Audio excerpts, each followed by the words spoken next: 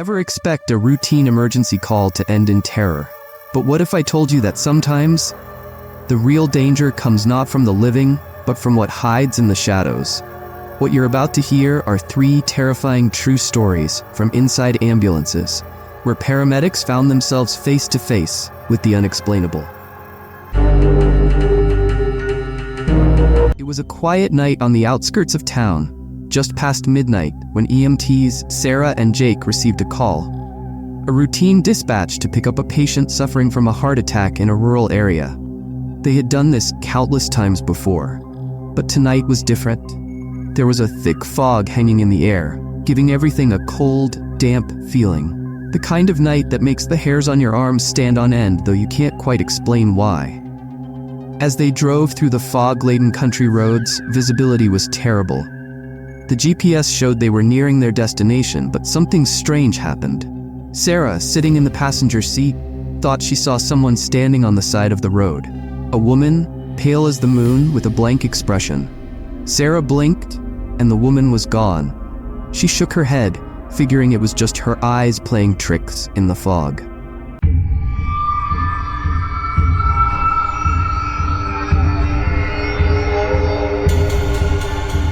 Minutes later, they arrived at the house and found the patient, a middle-aged man in distress. They quickly loaded him into the ambulance and began their drive back to the hospital. The man was stable, but Sarah couldn't shake the feeling of unease. She glanced over at the empty passenger seat in the back of the ambulance, next to the patient.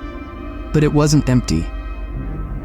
Sitting next to the patient was the same woman Sarah had seen earlier by the road. Pale, with hollow eyes, she just sat there, staring ahead. Her lips were moving, but no sound came out. Sarah's heart skipped a beat. "Jake, stop the ambulance," she shouted. Jake slammed the brakes, but when he looked in the back, the woman was gone. Just like that, vanished into thin air. Trying to regain her composure, Sarah checked on the patient, who seemed oblivious to the panic around him. They resumed their drive, but Sarah couldn't get the image of the woman out of her mind. When they finally arrived at the hospital, they handed off the patient to the ER staff. Just as they were about to leave, one of the nurses casually mentioned something that sent a chill down Sarah's spine. The patient had lost his wife 2 years ago, in a tragic accident, on the very road they had driven that night.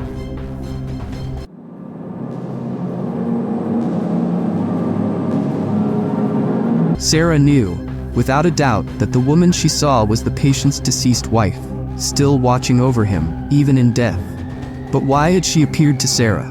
To this day, Sarah refuses to drive down that road alone, terrified that she might see the woman again. Marcus had been a paramedic for over a decade. He thought he'd seen it all. The late-night accidents, overdoses, violent encounters. Nothing could surprise him anymore. Or so he thought, until one cold winter night. It started as a routine call, a homeless man found unconscious under a bridge. Nothing out of the ordinary in his line of work. Marcus and his partner Tim arrived on the scene, and sure enough, the man was barely breathing, his pulse weak but still there. They loaded him onto the stretcher and began the drive to the nearest hospital, trying to stabilize him en route. About 10 minutes into the drive, Marcus heard something. It was faint, almost imperceptible at first, a whispering sound. He looked over at Tim, who was focused on driving, and then at the patient who was still unconscious. The whispering grew louder. It wasn't words, but more like a low, rhythmic hum, as if someone, or something, was trying to communicate but couldn't quite form the sounds.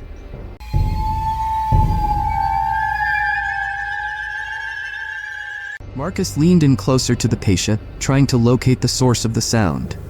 That's when he saw it. The man's mouth was moving ever so slightly, even though he was unconscious. But the words, or whatever sound was coming from him, didn't match the movement of his lips.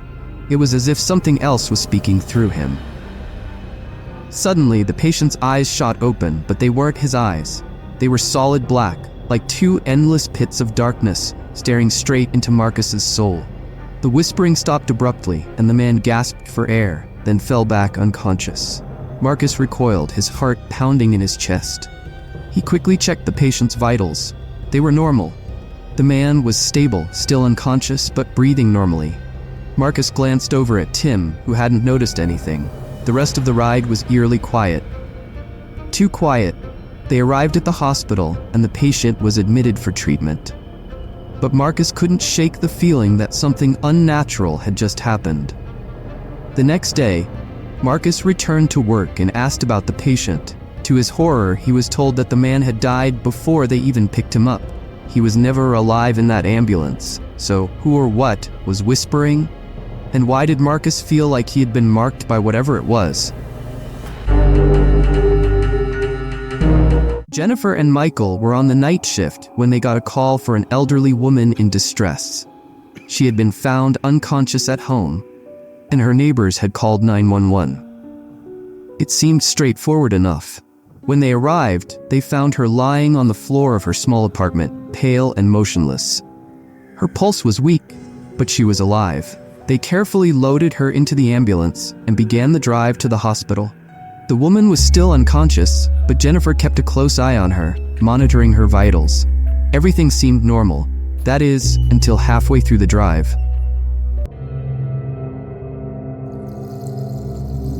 The woman flatlined. Jennifer immediately began performing CPR, trying to revive her. Michael, who was driving, called ahead to the hospital to alert them. They were still several minutes away. Jennifer continued her efforts, but the woman wasn't responding. And then, it happened. The woman's body jolted violently, and she sat up straight, gasping for air. Jennifer stepped back, startled. The woman's eyes locked onto Jennifer's, wide with panic. But then, just as suddenly, the woman collapsed again, dead. They rushed to the hospital, but by the time they arrived, the woman had no pulse, no signs of life. The doctors declared her dead on arrival. Jennifer and Michael, shaken by the experience, were asked to fill out the paperwork. That's when things took a bizarre turn. The attending doctor told them that the woman they had brought in wasn't registered as a patient. There was no record of her ever being admitted. Confused, Jennifer and Michael insisted they had brought her in themselves, but the hospital had no record of the ambulance's arrival at that time, and no one in the ER remembered seeing them. They checked the ambulance records, but even there, the woman's name wasn't listed. It was as if she had never existed. Jennifer and Michael were left questioning their sanity. Who had they picked up that night? And where had she gone?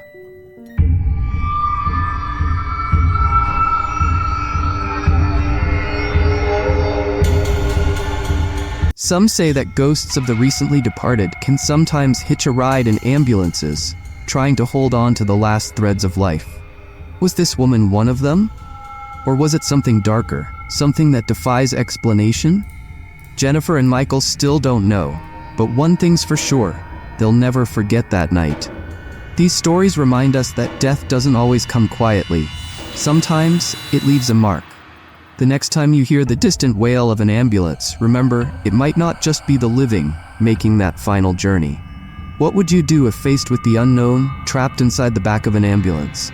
Tell us in the comments below. And if you dare, don't forget to subscribe for more spine-chilling stories. Until next time, stay safe, or better yet, stay out of the ambulance.